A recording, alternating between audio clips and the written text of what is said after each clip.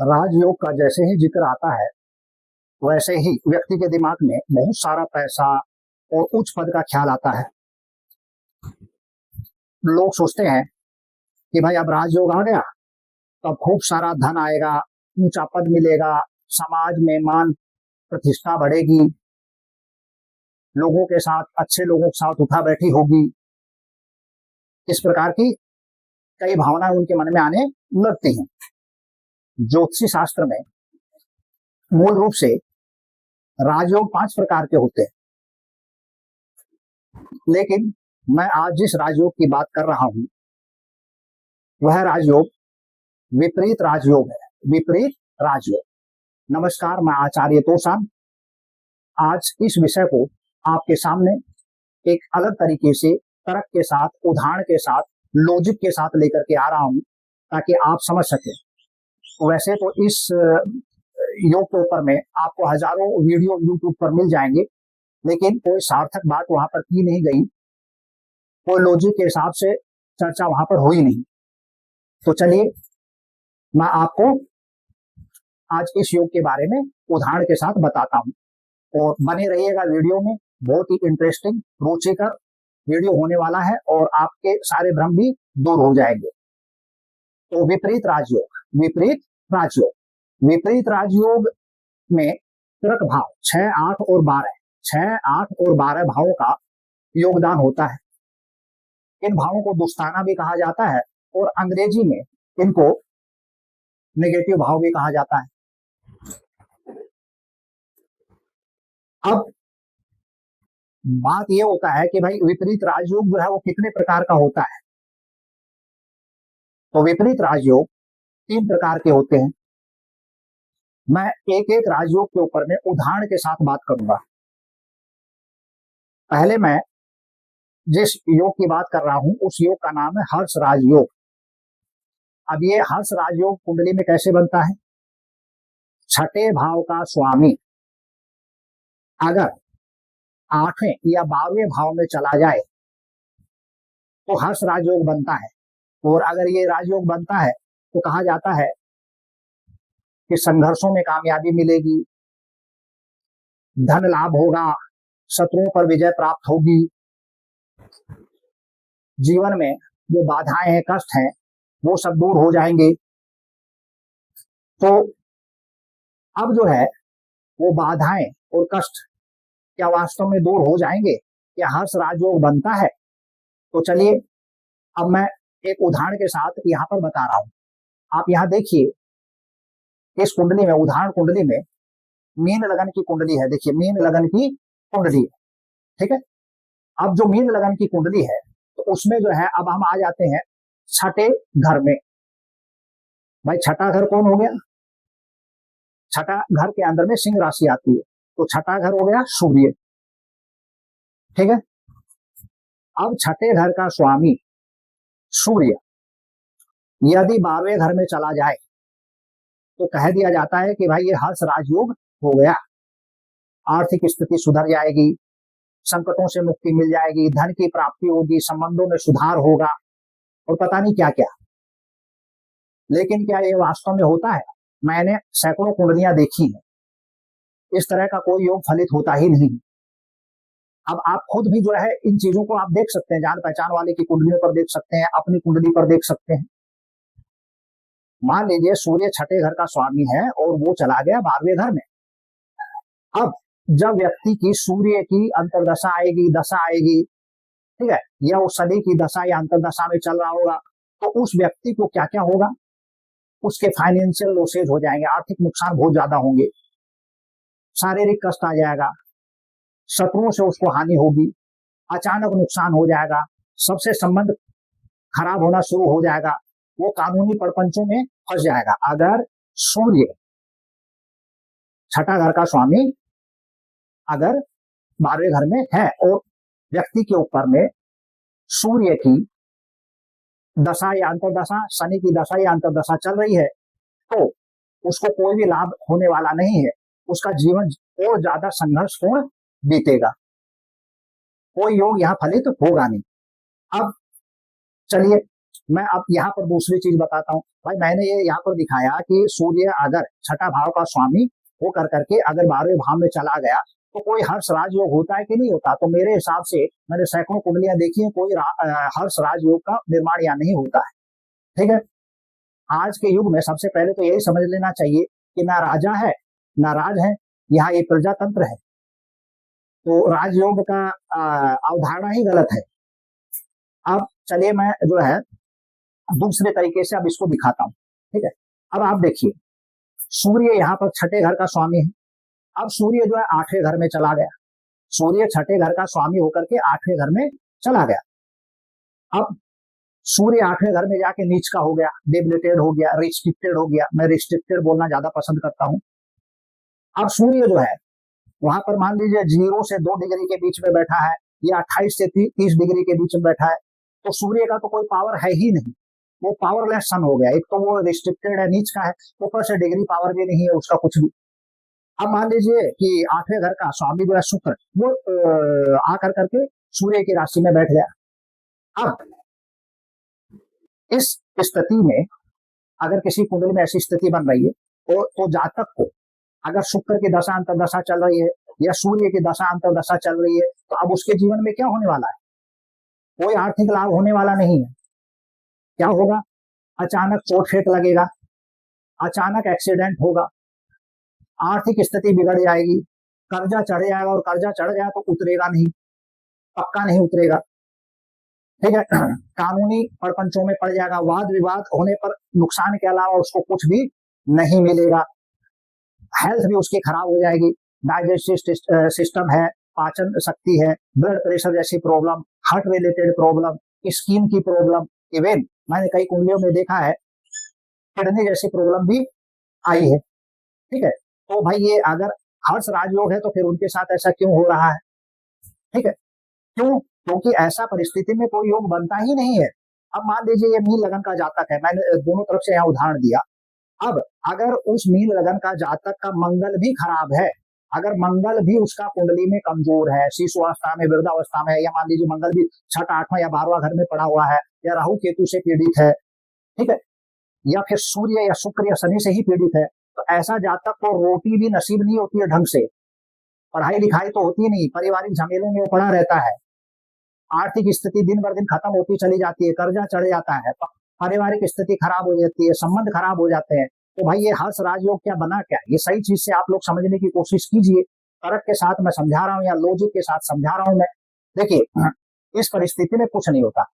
अगर प्लेनेट में स्ट्रेंथ ही नहीं है, पावर ही नहीं है, वर्गा के अंदर में उसका कोई पावर ही नहीं है, तो कोई भी तरह का राजयोग निर्माण वगैरह नहीं होता है। तो चलिए ये हर्ष राजयोग के बारे में मैंने आज बताया आपको। फिर अब मैं जो है दूसरा जो है अब आपको मैं बता रहा हूँ कि दूसरा जो है राजयोग वो क्या होता है, और दूसरा राजयोग होने पर क्या वास्तव में वो फलित है कि नहीं है। चलिए मैं अब दूसरा उदाहरण यहाँ पर ले रहा हूँ। ठीक है,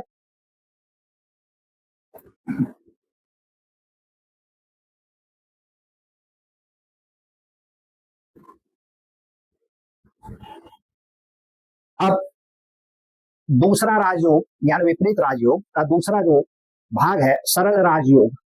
ठीक है, अब ये सरल राजयोग क्या होता है? इसमें अगर 8वें घर का स्वामी 6ठे या 12वें घर में जाकर के बैठ गया तो कहा जाता है सरल राजयोग बनता है। अचानक धन संपत्ति प्राप्त होती है, कोई अड़चने नहीं आती हैं, अपार धन संपदा, मान प्रतिष्ठा, सुख, समाज में नाम, सब कुछ उसको मिलता है ऐसे व्यक्ति को। क्या वास्तव में उसके साथ ऐसा होता है क्या? मैं अब इसको उदाहरण के साथ यहाँ समझा रहा हूँ। ठीक है, अब यहाँ पर मान लीजिए कोई जातक, आप ये किसी भी कुंडली में लेके देख लीजिए, किसी एक कुंडली के बारे में मैं नहीं बोल रहा हूँ, आप किसी भी कुंडली में यहाँ इस चीज को देख सकते हैं। अब मान लीजिए अब यहाँ पर मैं एक उदाहरण ले रहा हूँ, ये कन्या लगन की कुंडली। ठीक है, अब कन्या लगन की कुंडली में 8वां घर का स्वामी कौन हो गया? मंगल। ठीक है, अब मंगल जो है 8वां घर का स्वामी होकर के बैठ गया 12वें घर में सिंह राशि में जाकर के। ठीक है, तो बोल दिया गया भाई सरल राजयोग हो गया इसका। ठीक है, लेकिन ऐसा कुछ भी नहीं हुआ है। आप प्रैक्टिकल लाइफ में देख लेना, अपनी कुंडली में हो तो भी देख लेना, अपने परिवार के में देख लेना, अपने जान पहचान वालों के में देख लेना। अगर मंगल 8वां घर का स्वामियों के बारे में चला गया तो मंगल का दशा अंतरदशा या सूर्य का दशा अंतरदशा में उस व्यक्ति को आर्थिक संकट आएंगे, भयंकर आर्थिक संकटों का सामना वो करेगा, मृत्यु तुल्य कष्ट का सामना करना पड़ सकता है, जानलेवा एक्सीडेंट होंगे, जानलेवा बीमारियां उसके जीवन में घर कर लेंगी, उसकी खुद की और उसके पिता की आर्थिक स्थिति चौपट हो जाएगी। हेल्थ रिलेटेड इश्यूज में जैसे ब्लड इन्फेक्शन वगैरह है, पाइल्स रिलेटेड चीजें, फिशरी रिलेटेड चीजें हैं, एक्सक्रीटरी ऑर्गन्स जैसी चीजें हैं वो आ जाएंगी। ठीक है, प्रॉपर्टी विवाद खड़ा हो जाएगा, अगर कोई इनहेरिटेड प्रॉपर्टी है बाप दादा की तो प्रॉपर्टी भी विवाद में ही चली जाएगी। तो अब ये बताइए कि ये कौन सा योग बन रहा है? अगर भाई सरल राजयोग है तो फिर उसके साथ ऐसी चीजें क्यों हो रही है? पहले ये चीज समझना चाहिए कि भाई सरल राजयोग अगर है तो उसके साथ ये चीजें क्यों हो रही हैं। ठीक है, अब चलिए मैं इसी बात को दूसरे तरीके से लेता हूं। अब मंगल जो है 8वें घर का स्वामी है मान लीजिए, और मंगल जो है जाके बैठेगा 6ठे घर में। ठीक है, मंगल अब जो है मान लीजिए 0 डिग्री से 2 डिग्री, 28 से 30 डिग्री पे बैठा हो। ठीक है, तो अब क्या है, अब जैसे अब यहाँ पर तो है 6ठा घर का स्वामी जैसे शनि, मान लीजिए अगर वो भी 8वां में चला गया, या वो मान लीजिए वो पहले घर में ही चला गया, या मान लीजिए वो भी 12वां घर में चला गया, कहीं भी चला गया, और शनि में भी कोई स्ट्रेंथ नहीं है, वो शिशु अवस्था में या वृद्धावस्था में है। ठीक है, तो अब जो है इस स्थिति के अंदर में क्या होगा, जातक अगर मंगल का दशांतर दशा में चल रहा है या शनि का दशांतर दशा में चल रहा है तो उसके साथ क्या होगी, जीवन में लंबी खिंचने वाली बीमारी का सामना करेगा, क्रोनिकल डिजीज, फाइनेंशियल लॉसेज हो जाएंगे, एक्सीडेंट हो जाएगा, शत्रुओं से हानि होगी, इनहेरिटेड प्रॉपर्टी का लॉस हो जाएगा, कर्जा मुक्ति नहीं हो पाएगी। ठीक है, और हेल्थ रिलेटेड प्रॉब्लम तो चलेंगे चलेंगे, वो तो रहेंगे ही रहेंगे, लेकिन वो चीजें भी उसके साथ नहीं हो पाएंगी। ठीक है, तो अब जैसे मान लीजिए ये सरल राजयोग बन ही रहा है तो उसके साथ में ऐसी चीजें क्यों हो रही है? मैं ये चीजें इसलिए बता रहा हूँ कि प्रैक्टिकल में समझिए। हमारे ज्योतिष शास्त्रों में ग्रंथों में बहुत कुछ लिखा हुआ है, लेकिन वो आज के समय में वो चीजें सच नहीं है आज के माहौल में। अब जैसे इस केस में मान लीजिए ऐसा ही सिचुएशन आ गया कि मंगल जो है वो 8वां घर का स्वामी होकर के 6ठे में बैठा है, या फिर जो है 12वें में बैठा है और सरल राजयोग बना रहा है, जैसा कि लोग बोलते हैं, मैं नहीं बोलता। और उस केस में अब शुक्र भी उस आदमी का कमजोर अवस्था में है, 6ठे 8वें 12वें में बैठा है। ठीक है, और बुध भी, तो उस आदमी का जीवन में इतने संघर्ष रहेंगे, वो जीवन में उन्नति नहीं कर पाएगा बेचारा, रोजी रोटी भी नहीं कमा पाएगा, पढ़ाई लिखाई भी उसकी हो नहीं पाएगी, फाइनेंशियल पोजीशन चौपट हो जाएगी, किसी भी तरह का उसको जीवन में आराम नहीं मिलेगा। तो भाई ये सरल राजयोग कहाँ बन रहा है ये बताइए, तो ये सरल राजयोग का हुआ क्या? तो तर्क से समझिए, बड़ी बड़ी बातें करने से कुछ नहीं हो जाता है, लॉजिक के हिसाब से समझना पड़ेगा। कोई भी ग्रह का पावर प्लेसमेंट डिस्पोजिटर एफ्लिक्शन बहुत कुछ देखना होता, खाली यहाँ बैठ गया और ये राजयोग कर दिया, ये होगा वो होगा, और इंतजार करते रहिए कि भैया हमारे तो राजयोग है। अरे भाई आप मान लीजिए जीवन में 25-30 साल कष्ट पाए हैं, और बाद में आकर कर करके कुछ अच्छा ग्रह का पीरियड आ गया कुंडली के अंदर में, तो कुछ साल के लिए जो है मान लीजिए आपने अच्छा पैसा कमा लिया या अच्छी चीजें आपके साथ हो गई, तो आप बोलेंगे विपरीत राजयोग था इसलिए ऐसी हो गई। अरे विपरीत राजयोग था, जो ग्रह आपको राजयोग दे रहे थे वो तो आपको कुछ किए नहीं, हो तो रुला दिए, वो तो सब तरह से आपको बर्बाद कर दिए, तो कौन सा योग था भाई? अब आप अच्छा ग्रह का दशा अंतरदशा में आ गए, जैसे मान लीजिए कि यही कुंडली है, इसमें शुक्र अच्छा है जातक का, और बृहस्पति भी अच्छा, बुध भी अच्छा है। अब जब जब वो बृहस्पति शुक्र या बुध का दशांतर दशा में आएगा तो उसका समय अच्छा ही चला जाएगा, तो इसमें राजयोग का क्या लेना देना हो गया भाई? कुछ भी नहीं। तो इन चीजों को बोल बोल करके भ्रमित किया जाता है, और तो कुछ किया जाता नहीं है, सच्चाई मालूम नहीं है और लोग बताने के लिए बैठ जाते हैं। ठीक है, चलिए अब मैं जो है तीसरे प्रकार का जो विपरीत राजयोग है उसके ऊपर मैं बात कर रहा हूं।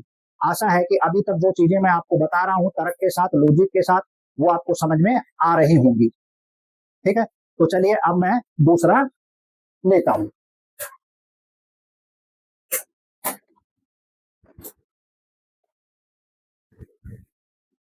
अब चलिए, अब जो तीसरे प्रकार का विपरीत राजयोग है उसके बारे में चर्चा कर लेते हैं।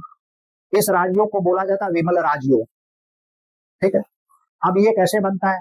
जैसे मान लीजिए 12वें घर का स्वामी आकर के 6ठे में बैठ गया या 8वें घर में बैठ गया, 12वें घर का स्वामी 6ठे में या 8वें में आके बैठ गया, ठीक है। तो अब जो है बोल दिया जाएगा कि ये विमल राजयोग हो गया। ठीक है भाई, यहाँ राजयोग का मतलब सीधी सी बात है धन मान प्रतिष्ठा सम्मान संपत्ति। और क्या मतलब है राजयोग का? कुछ नहीं। लेकिन मैंने कहा कि ऐसा कुछ होता नहीं है आज के माहौल में। ना कोई राजा है, ना कोई राज है, प्रजातंत्र है और प्रजा राज है। ठीक है, तो इन किताबी बातों से कुछ होता जाता नहीं है, यथार्थ में समझने का जरूरत है। ठीक है, अब जो है चलिए मैं उदाहरण दे देता हूं। अब यहाँ पर मैं तुला लगन की कुंडली लेता हूं। मान लीजिए किसी जातक की तुला लगन की कुंडली है। ठीक है, क्लियर। अब तुला लगन की कुंडली में 12वां घर का स्वामी कौन हो गया? बुध। ठीक है, 12वें घर का स्वामी कौन हो गया? बुध हो गया। अब बुध जो है मान लीजिए छठे घर में आके बैठ गया। क्लियर। अब बुध जो है छठे घर में आया मीन राशि के अंदर, तो वो क्या हो गया? रिस्ट्रिक्टेड हो गया, यानी डिबिलेटेड हो गया, यानी आप उसको नीच का कह सकते हैं भाई। ठीक है, अब जो है ये बुध आकर के 0 से 2 डिग्री के बीच, 28 से 30 डिग्री के बीच बैठा, या मान लीजिए 10 डिग्री पर भी बैठा है, 8 डिग्री पे भी बैठा है, तो भी ये कुछ नहीं कर पाएगा। तो भी कुछ नहीं कर पाएगा। अब जैसे ही उस जातक को बुध की दशा अंतर्दशा शुरू होगी, क्या होगा? मानसिक चिंताएं। अगर वो जन्म स्थान के बाहर रह रहा है तो उसका जीवन वहां परेशानी में पड़ना शुरू हो जाएगा, फालतू के नुकसान शुरू होंगे, हेल्थ खराब होगी, स्वास्थ्य पर अनाप शनाप खर्च हो जाएंगे, हॉस्पिटल जाने का नौबत आ जाएगा, एक्सीडेंट होकर कर करके आदमी हॉस्पिटल जा सकता है, किसी भी कानूनी परपंच में, किसी भी कानूनी केस में फंस करके जेल की यात्रा भी कर सकता है, अगर और बाकी के ग्रह भी कुंडली में साथ नहीं दे रहे हैं। खासकर शुक्र और बृहस्पति अगर साथ नहीं दे रहा है तो ये भी उसके साथ हो जाएगा।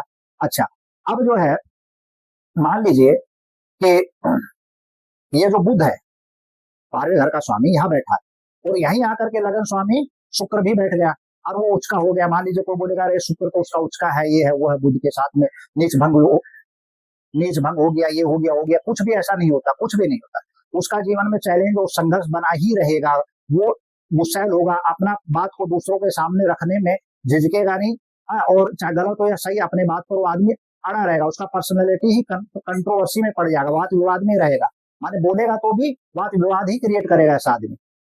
ठीक है, तो कौन सा राजयोग बन रहा? कुछ भी नहीं बन रहा। अब मान लीजिए वही शुक्र है वो चला गया बुध का राशि में, और 12वें घर का जो स्वामी बुध है वो आ गया छठे घर में मीन राशि में। ठीक है, तो अब क्या होगा? ना तो उसका लाइफ में प्रोग्रेस होगा, ना उसका सोच अच्छा होगा, ना उसका विचार अच्छा होगा, स्वास्थ्य भी गड़बड़ रहेगा है, और प्लेजर सीकर नेचर हो जाएगा। खाली मौज मस्ती में वो अपना धन व्यय करने में लग जाएगा और कुछ भी नहीं होगा। कर्जा पानी उसका जीवन में चढ़ जाएगा, कोई उन्नति तो लाइफ में रहेगी नहीं।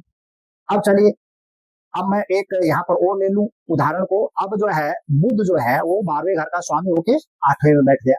ठीक है, बुध जो है 12वें घर का स्वामी होके कहाँ बैठ गया? 8वें घर में। यहाँ पर आ गया, देखिए 8वां घर वृषभ राशि में। अब बुध का दशांतर दशा में क्या होगा? मानसिक तनाव, इम्यून सिस्टम कमजोर, ऑटो इम्यून सिस्टम उस आदमी का बिल्कुल डिस्टर्ब रहेगा, ऑटो न्यूरोन सिस्टम उसका गड़बड़ रहेगा, चेस्ट लंग्स ब्रीदिंग सिस्टम जैसे उसको समस्या रहेगी, एलर्जी स्किन रिलेटेड प्रॉब्लम उस आदमी के पास में रहेंगे। Conjugal life with wife, wife के साथ में जो संबंध है वो भी डिस्टर्ब हो जाएंगे। मैरिड लाइफ में तनाव रहेगा, पक्का रहेगा। और विदेश में अगर वो जाता है या बाहर बसता है, कहीं पर जाता है, तो वहां हमेशा वो नुकसान में ही रहेगा, तनाव में ही रहेगा, कमाएगा कम और खर्चा होगा ज्यादा। कर्जा लेकर ही वो विदेश से भी कर्जे में ही वापस आएगा और कुछ नहीं होगा उसके साथ में। ठीक है, और जो उसका लॉजिकल पावर है वो भी बहुत कमजोर रहेगा, डिसीजन गलत लेगा हमेशा। तो अब ये विमल राजयोग बताइए, उसको तो बर्बाद ही कर रहा है, उसको दे क्या रहा है? कुछ भी नहीं दे रहा। और इस केस में मान लीजिए उसका शुक्र और गुरु दोनों ही कमजोर है, तो वो आदमी तो रोटी भी नहीं खा पाएगा। तो भाई ये विमल राजयोग कहा गया, जो विपरीत राजयोग का ही एक हिस्सा है। तो कहने का मतलब क्या था, मैंने यहाँ पर जो है आपको उदाहरण दिए, 3 प्रकार के उदाहरण दिए, और स्पष्ट रूप से बताया कि ऐसे ही किसी का कुंडली में योग बताना है, मुंह से तो कुछ भी निकाल दो भाई आप, लेकिन उसको तर्क के साथ में, ढंग से और लॉजिक के साथ में बताना बड़ा चीज होता है। प्लेनेटरी पोजीशन, अवस्था, वर्गा के अंदर अवस्था, सब कुछ देखना होता है। खाली वो बैठ गया, बैठने से क्या होता है भैया? बैठने से तो पता नहीं हजारों लोगों के यहाँ बैठे हैं जिनको खाने का भी नहीं मिल रहा है, जो कर्जे में डूबे और पारिवारिक जीवन नष्ट भ्रष्ट है। कई इसी तरह के लोग जेल काट रहे हैं। भाई ऐसा ही योग वाले जो है मेरे पहचान में है, एक दो तो जो जेल की यात्रा कर रहे हैं। तो भैया ये विमल राजयोग कहाँ से आ गया? अब मान लीजिए उस आदमी का 70 साल का या 60 साल का जीवन है, और 30 साल तो उसका कष्ट में बीत गया, बाकी का 30 साल में जो अच्छे ग्रह का दशांतर दशा आ गया तो कुछ नाम पैसा कमा लिया तो बोला विपरीत राजयोग चालू हो गया। अरे कौन सा राजयोग चालू हो गया भैया? 30 साल तो भीख मंगा का जिंदगी बिता दी है, कष्ट में बिता दिया, अब कौन सा राजयोग था वो? अब क्या कर लेगा आदमी? तो ऐसा कुछ भी नहीं होता है। इसलिए अपना कुंडली का विश्लेषण जो है सही ढंग से, सही व्यक्ति से, बढ़िया व्यक्ति से कराएं। भ्रम में ना जिए, अपने अनमोल समय को फालतू में जो है बर्बाद करने की आपको जरूरत नहीं है। मैं आचार्य तोषान अब आप लोगों से इजाजत लेता हूं। फिर मैं कोई नए वीडियो के साथ आऊंगा। मेरा ये वीडियो अधिक से अधिक आप देखिए, समझिए, लोगों को भी भेजिए, शेयर कीजिए ताकि सबको काम आए।